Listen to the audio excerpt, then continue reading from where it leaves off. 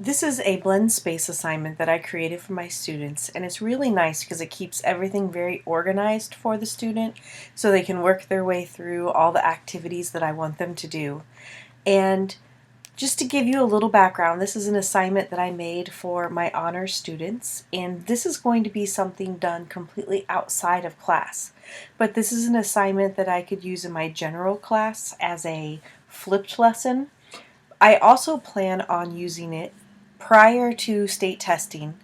I'm going to go back and look at students' test scores, and if they didn't do so well on this topic, I am going to differentiate. I'm going to assign them this blend space activity to go through, just as a review on those skills.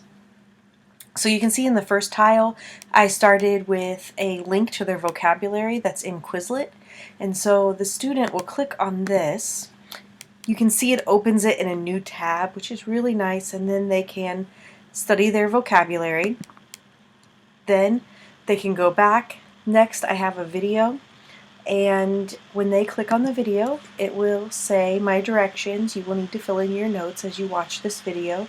And this was a video presentation that I made myself. This was a Google slideshow that I went through. Then I have here text directions on how to do an assignment on BrainPop. And then I took the BrainPop quiz and I typed it here. And what is also nice about blendspace is that your students will log in. So my students will take this quiz, blendspace will grade it for me, and then I will have access to how my students did. Then I have other text directions for an Edpuzzle assignment. I have more notes for students to fill in.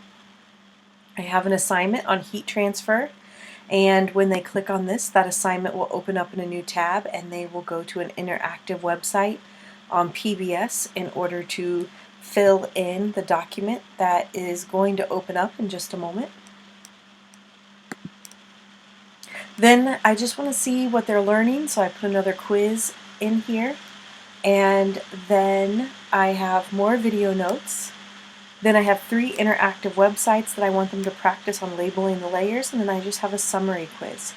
Now this isn't something I expect my students to do all in one night. This is something that I would give a span of 1 to 2 weeks to complete if this was being done totally outside of class. One other thing that I want to show you is that when you are on this video, you can see that this did not open in a new tab.